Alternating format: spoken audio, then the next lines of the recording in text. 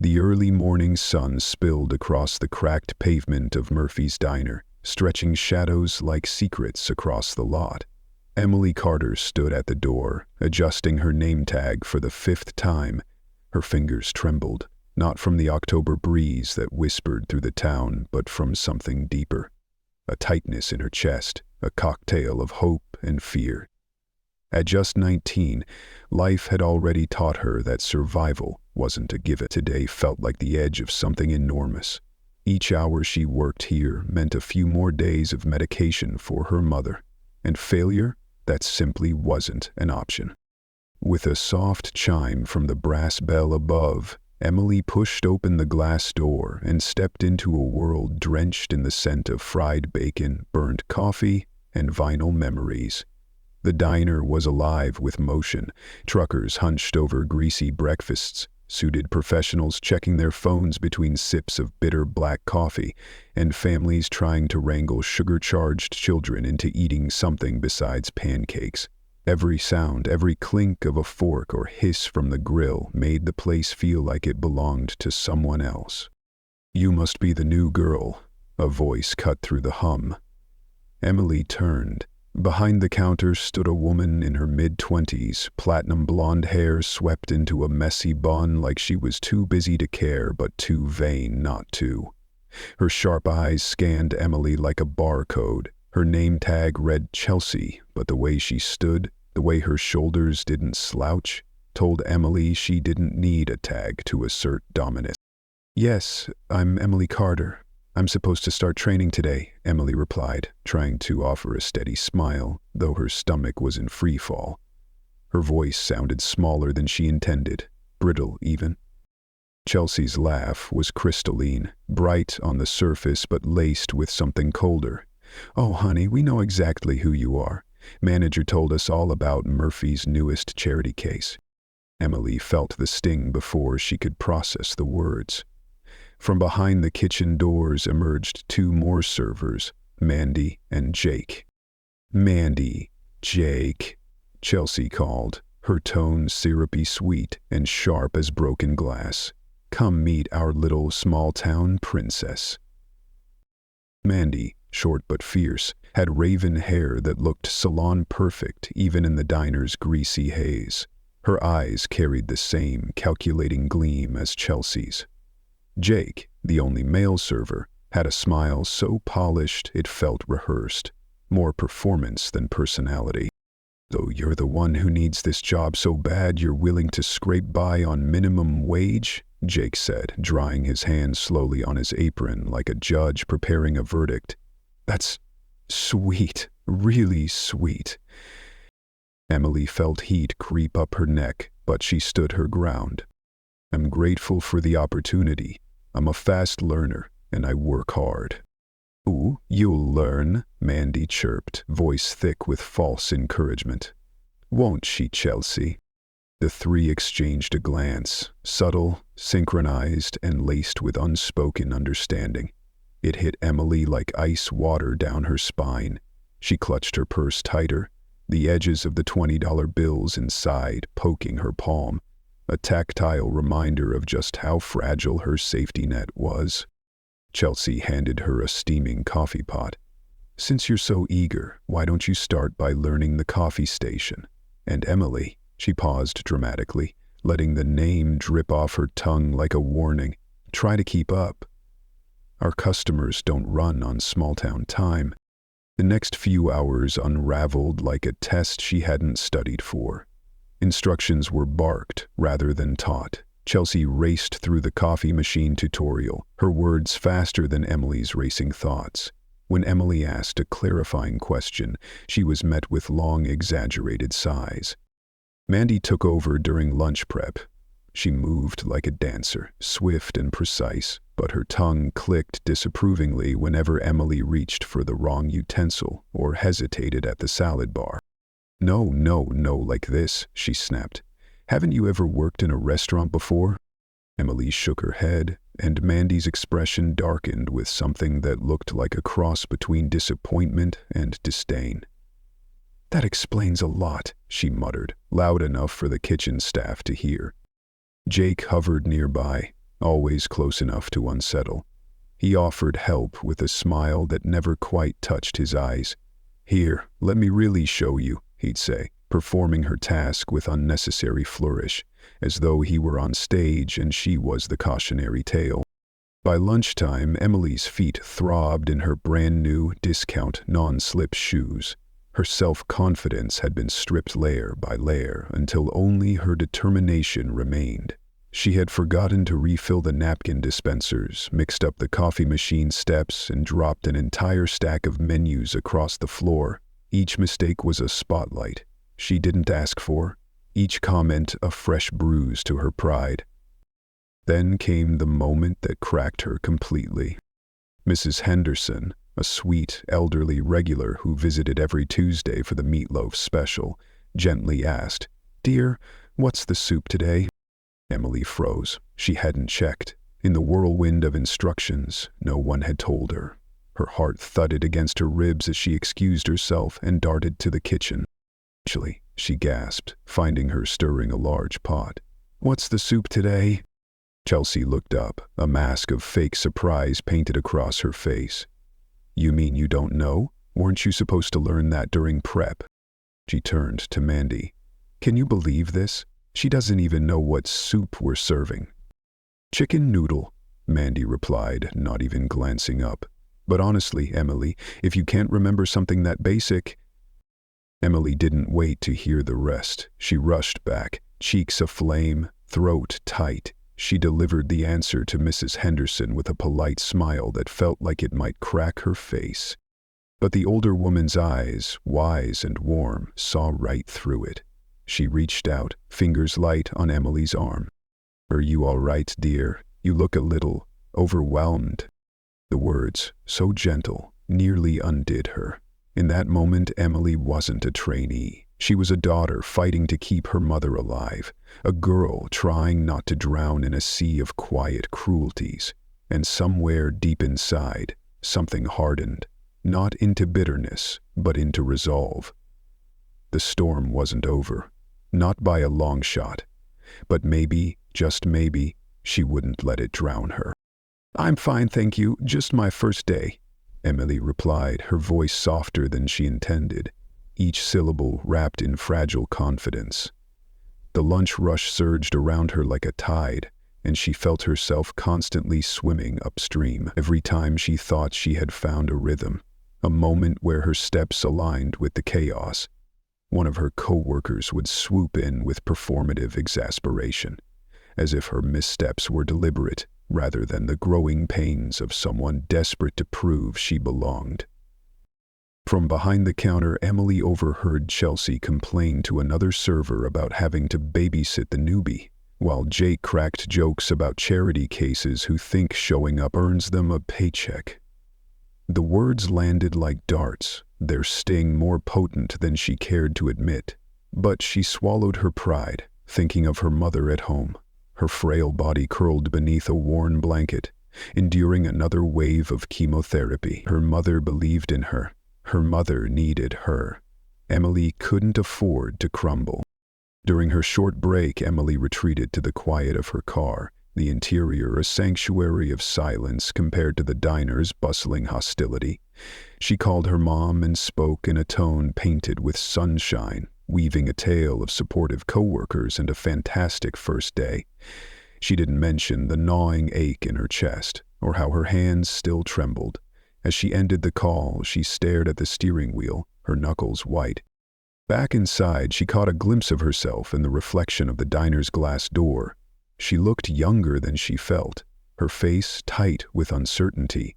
But there, in the mirror, was also something unmistakable. A defiant tilt to her chin, a stubborn light in her eyes. It was the same fire she'd seen in her mother's face during the darkest days of her treatment. Emily wasn't just here to earn a paycheck. She was here to fight, to endure, and to rise. She stepped through the door once more, the bell's chimes signaling not just her return, but her resolve. Unknown to her, someone important had already taken notice of that resilience, someone who mattered far more than those trying to break her. The next morning brought a thick, drizzling rain that made everything look grayer than it was. Emily's second day began with the same nerves, but this time layered with a quiet resolve. She had stayed up late practicing order-taking in front of her mirror and memorizing every item on the menu. If they were going to test her again, she would be ready. Murphy's was buzzing when Chelsea approached with a smile that looked far too polished to be sincere. "Emily, sweetie," she cooed, her voice artificially sweet. "I have great news. We have a very special VIP customer today, and I think you should have the honor of serving him." Hope lit up in Emily's chest, tentative and flickering. Maybe yesterday really had been a test. Maybe now they were giving her a real chance. "Really? That's great. What do I need to know about him?" Before Chelsea could respond, Mandy joined, barely containing her amusement. "Oh, he's super particular. He only ever orders our Sunrise Surprise Supreme. It's not on the regular menu." Emily tilted her head, trying to mentally file the name. "Sunrise Surprise Supreme? What's in it?" Jake appeared like a ghost with a grin. "It's a secret recipe. 2 scrambled eggs cooked in vanilla extract, strawberry jam with hot sauce, triangle-shaped pancakes, and, this is critical, exactly 7 marshmallows on the side." Emily blinked, confused by the bizarre combination. Vanilla eggs? Marshmallows? But Chelsea gave her shoulder a mock-sincere pat. "He's a food critic from a big magazine, orders it every time. You wouldn't want to mess up, would you?" Any doubts Emily had were drowned out by her need to prove herself. "Of course not. When will he be here?" "Both 7, right now," Mandy said, pointing discreetly to a middle-aged man in a business suit reading a newspaper. Emily hurriedly grabbed her notepad, her palms already slick with sweat. She approached the booth with a nervous smile. "Good morning, sir. I understand you'd like to order our Sunrise Surprise Supreme." The man looked up slowly, confusion etched across his face. "I'm sorry, the what?" "The Sunrise Surprise Supreme," Emily repeated, her voice faltering. "Scrambled eggs cooked with vanilla, jam, hot sauce triangle pancakes, 7 marshmallows." Conversations around them stilled. Emily could feel eyes turning, and from the counter came the unmistakable sound of barely suppressed laughter. "Miss, I think there's been a mistake," the customer said kindly. "I just wanted coffee and a plain omelet." Heat rushed to Emily's face as the realization hit her like a punch. Her co-worker's laughter burst out openly now, echoing across the diner. It was a setup. A cruel joke. "I'm so sorry," she whispered. Then, louder, more composed, "I'll get you that coffee right away." She turned to flee, fumbling her notepad and pen with shaking hands. And then, it got worse. Mandy, carrying a tray of full drinks, collided with Emily, though later, Emily would always question whether it had truly been an accident. The tray tipped. A wave of ice-cold orange juice drenched Emily's uniform, seeping through to her skin. Glass shattered on the floor. "Oh my God, Emily?" Mandy cried, her voice just the right pitch of performative concern. "I'm so sorry. I didn't see you there." But Emily saw it, the quick wink Mandy shot at Chelsea, the smug curve of Jake's lips as he held up his phone, the camera pointed directly at her. "Don't move," Jake called out, feigning helpfulness. "There's glass everywhere. Let me get a picture for the manager." And in that moment, standing soaked and humiliated, Emily Carter felt every piece of her shatter. But something deeper inside her began to burn. A quiet fury, a refusal to let this moment define her. They had tried to break her, but they had no idea who they were dealing with. The camera clicked, capturing Emily's humiliation with perfect clarity. She stood frozen, orange juice dripping from her hair onto her soaked uniform, while shards of glass sparkled at her feet like cruel little stars. The entire diner was transfixed.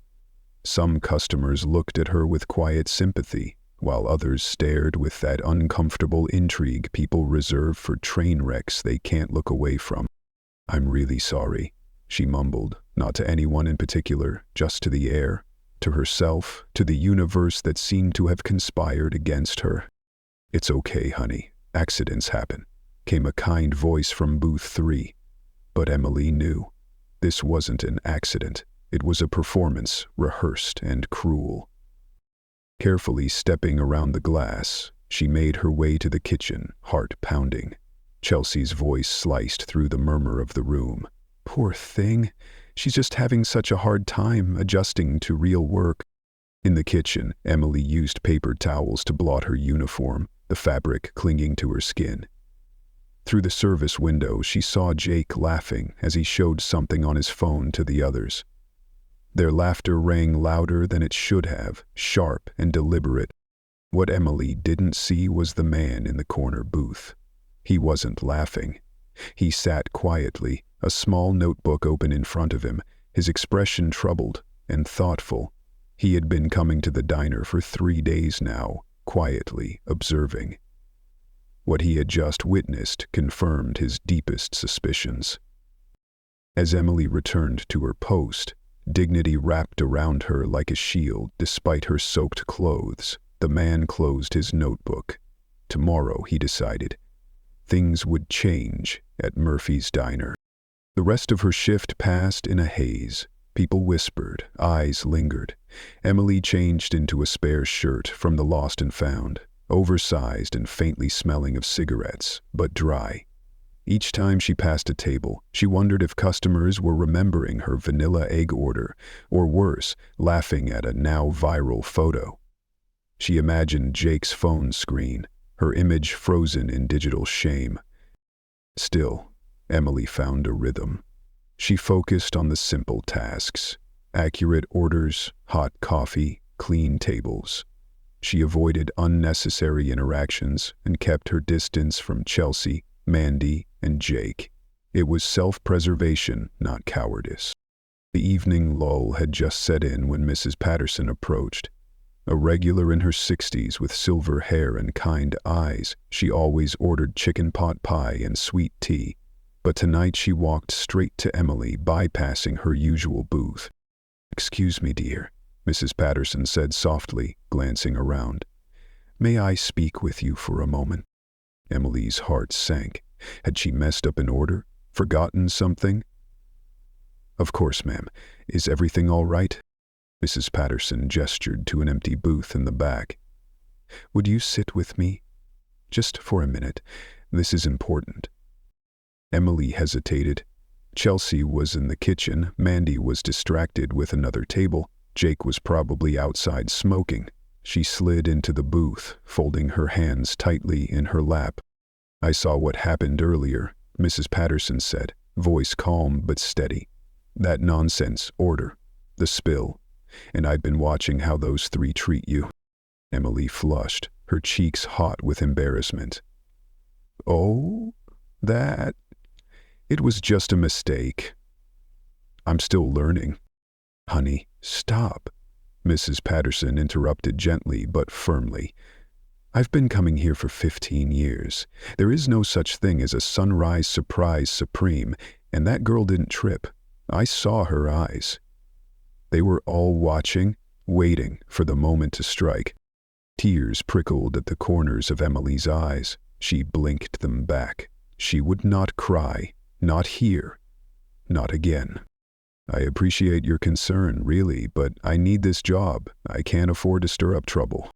"Why do you need it so badly?" Mrs. Patterson asked, gently. Emily hesitated. She had kept her personal life separate, sealed away from the cruelty of this place, but something about Mrs. Patterson's gaze broke through her walls. "My mom is sick," Emily said softly. "Cancer. She's in treatment and the bills, they're endless.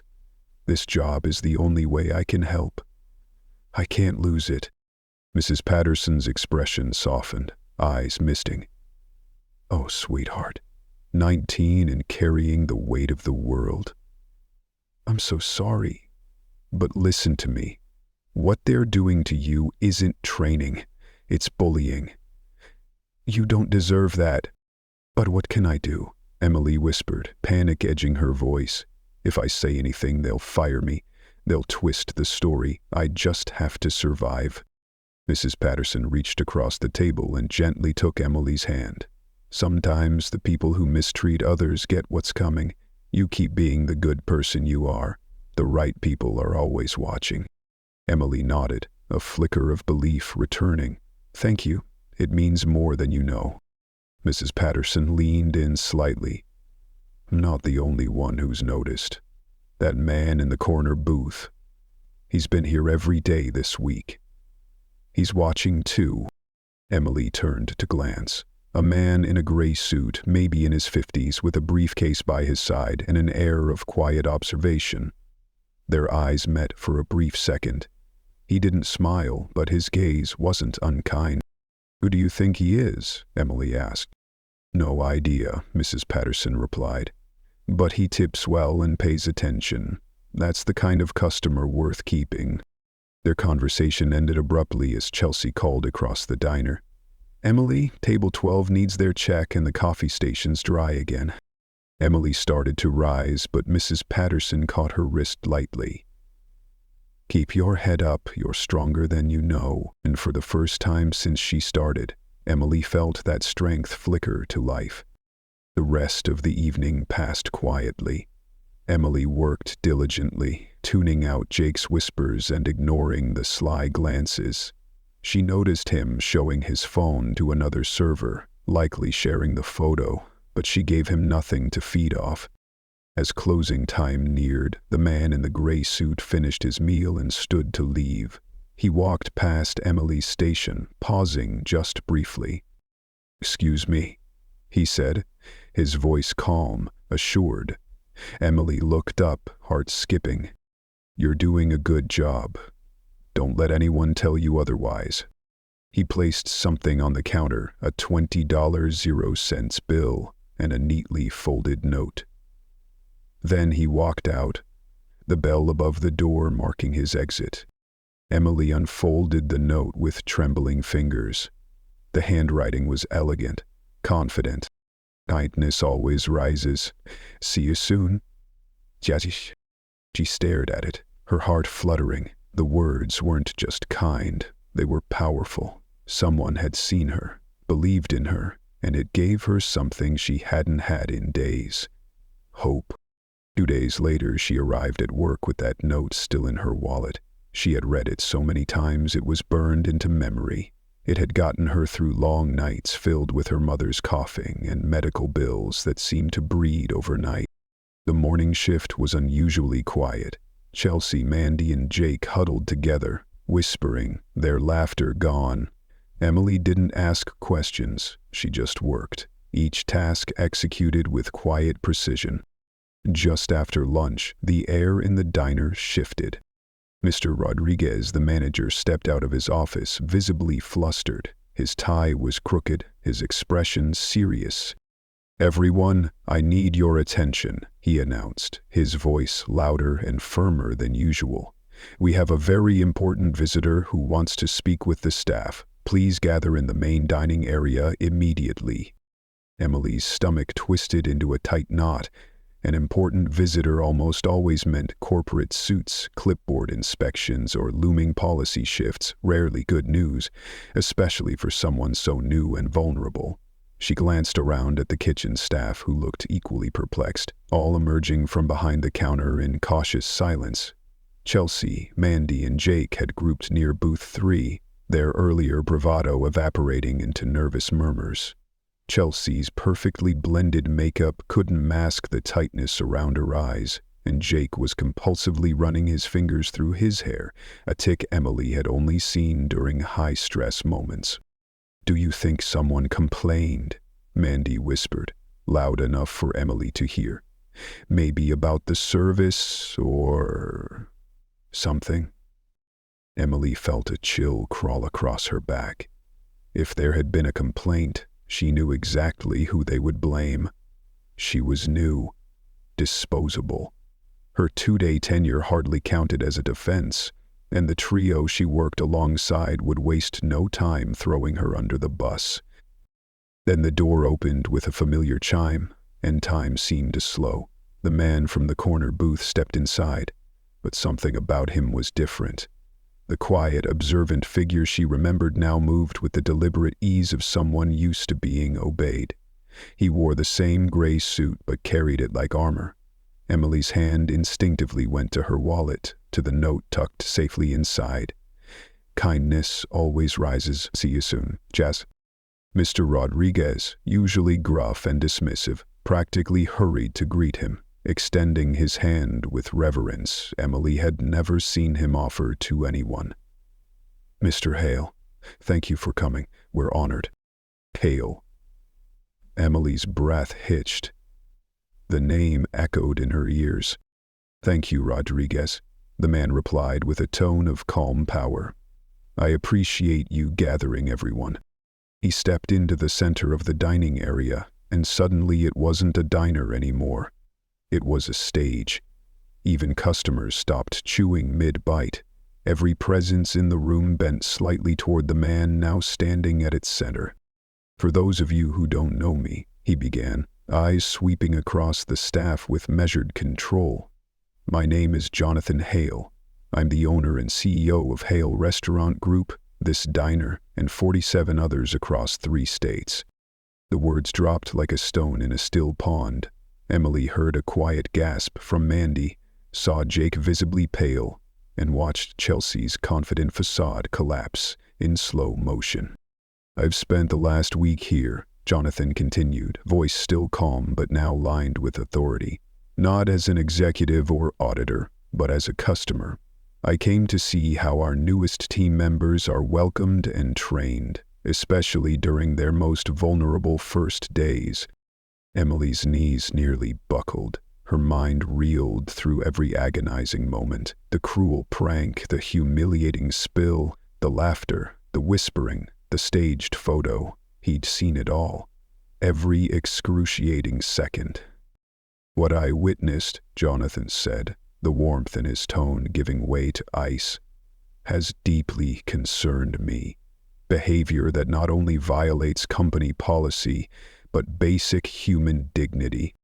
Chelsea stepped forward, her voice trembling beneath an artificially bright tone. "Mr. Hale, sir, I believe there's been a misunderstanding. We were simply training the new girl, following standard protocol." Jonathan's eyebrow lifted. The steel behind his polite veneer sharpened into something unmistakable. "Is it standard procedure to assign a fake menu item meant to ridicule a new hire? Is it policy to spill drinks on her, then photograph her humiliation for sport?" Silence swallowed the diner. Even the machines in the kitchen seemed to hold their breath. Jake stared at the ground. Mandy had turned a sickly shade. Chelsea stood frozen. "I watched Emily Carter," Jonathan continued, and hearing her name spoken aloud by the man in charge sent a surreal jolt through her chest.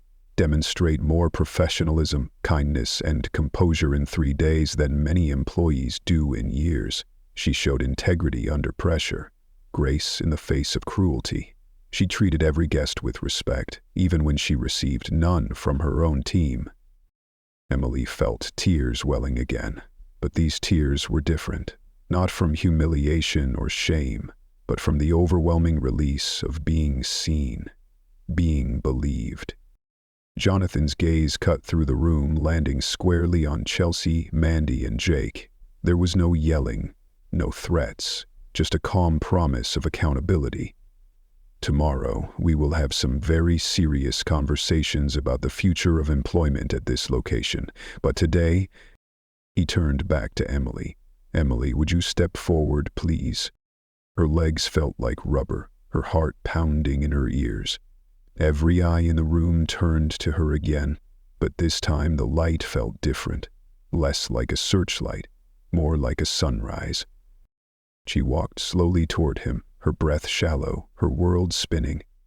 The people who had made her feel so small for 2 long days were now watching her be called out with honor by the most powerful man in the room.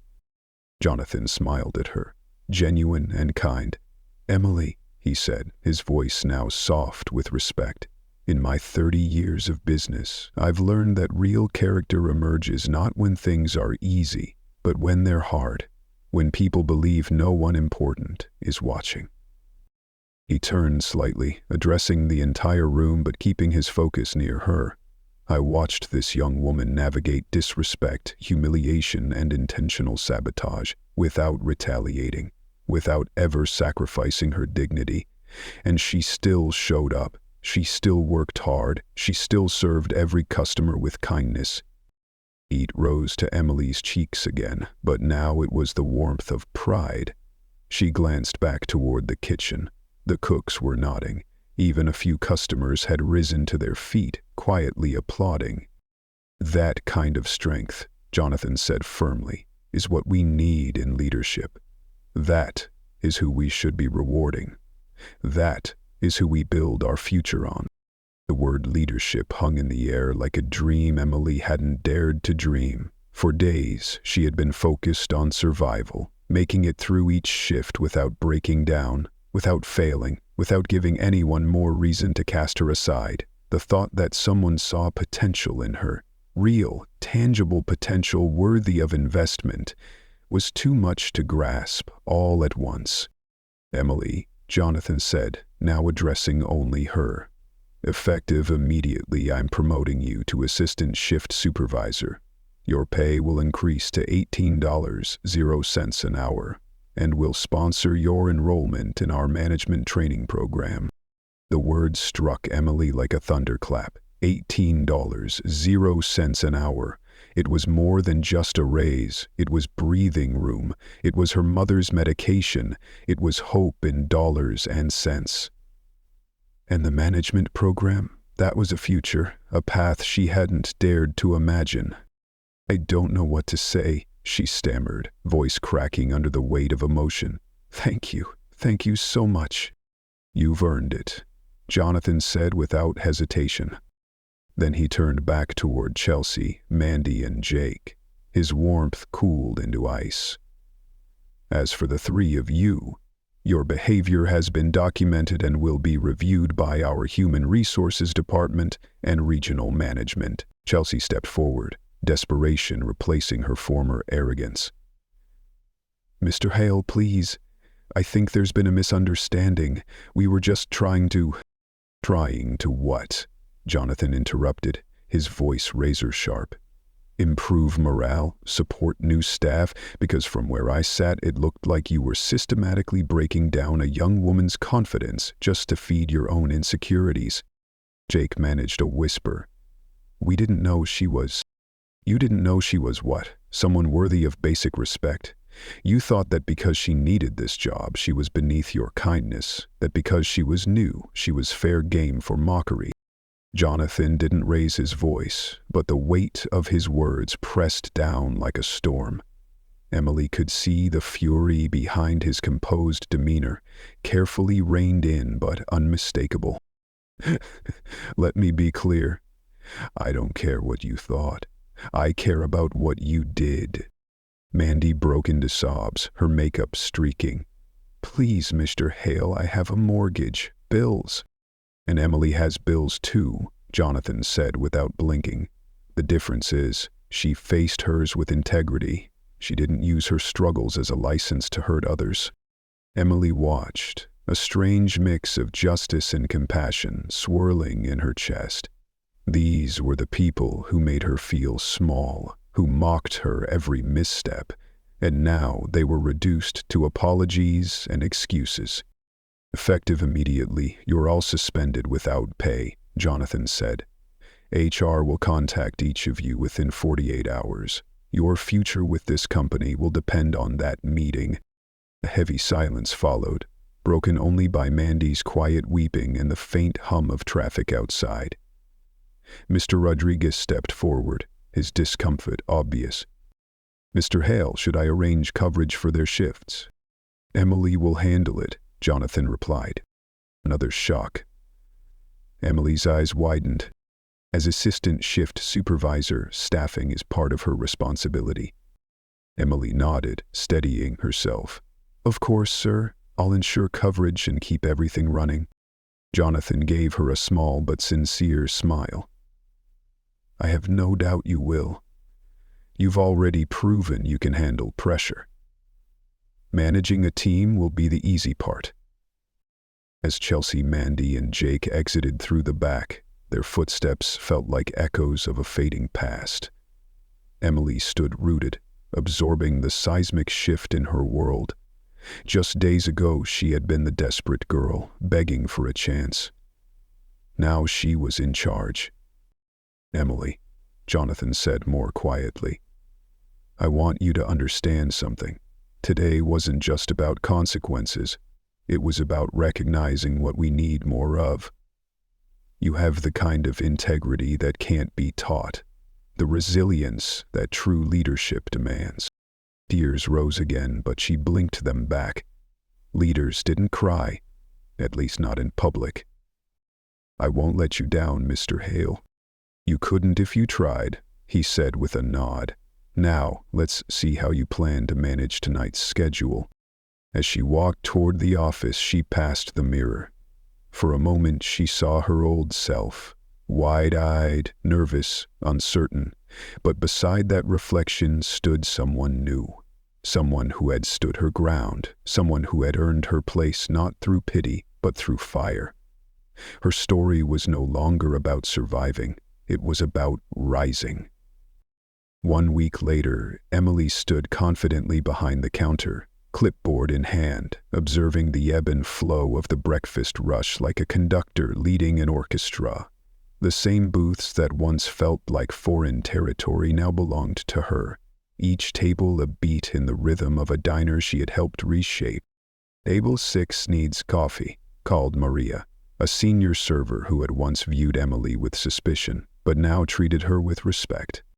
"And the new guy at table 12 looks lost," Maria added. "I'll check on him," Emily said, adjusting her neatly pressed uniform. The embroidered title beneath her name tag, Assistant Shift Supervisor, gleamed like a badge of honor. "Can you cover coffee for a few minutes?" She approached table 12, where David, a college student 3 days into the job, looked at the menu like it was written in code. "Hey, how are you settling in?" she asked, sliding into the booth during his break. David sighed. "Honestly, a little overwhelmed. I messed up the coffee blend yesterday and thought I'd get fired." Emily smiled. "Everyone messes up the coffee blends. Let me show you a trick." She pulled out a laminated card she'd made, a color-coded reference with prep lists, coffee guides, and table maps. "You made this?" David asked, studying it. "Yup, for all the new hires. We succeed when everyone succeeds. And if you ever feel overwhelmed, come to me. That's what I'm here for." David visibly relaxed, and as he returned to his tasks, Emily felt a familiar warmth in her chest, the kind that came from lifting others up. Throughout the shift, she helped resolve a scheduling conflict, coordinated a large takeout order, and personally served Mrs. Patterson, who had quietly become a kind of local legend. "How does it feel to be running this place?" Mrs. Patterson asked with a knowing smile. "Challenging," Emily admitted, refilling her sweet tea, "but really, really good. I never thought I could feel this confident." "I did," Mrs. Patterson said. "Didn't I tell you? The right people noticed. Speaking of which, isn't today the big day?" Emily checked the time. In 2 hours, Jonathan Hale would return with her official management training materials. The future she once thought unreachable was knocking on the door. "I'm nervous," she admitted. "What if I'm not ready?" "Honey," Mrs. Patterson said, taking her hand. "You were ready the day you walked in here and refused to break. The only thing that changed is that now, the world sees what I saw." Her shift ended without incident. The staff worked in harmony. Customers smiled more. Even Mr. Rodriguez had offered a rare compliment on her organizational skills. After work, Emily drove to her mother's latest chemotherapy appointment. The drive that once carried the weight of fear and unpaid bills now felt lighter. Her new salary had already eased some financial pressure. "How was today?" her mother asked as Emily helped her into the car. Really good, Mom. Jonathan Hale's coming back today to start my training. Can you believe it? Her mother smiled, eyes shining despite the toll of treatment. I can believe it. You've always had something special. You just needed the right opportunity. I have something for you, Emily said, pulling an envelope from her purse. Inside was a business card with her name and title and a stack of 20s, the first contribution to her mother's medical fund. Her mother held the card like it was made of gold. Your dad would be proud. As they drove home through the golden light of afternoon, Emily's phone buzzed. A text from Jonathan. Looking forward to our meeting. I have exciting news about a potential regional manager position. Your leadership has been exemplary. Emily smiled, pulling into the driveway. Tomorrow would bring new challenges. But today, for the first time in a long time, she knew exactly where she belonged.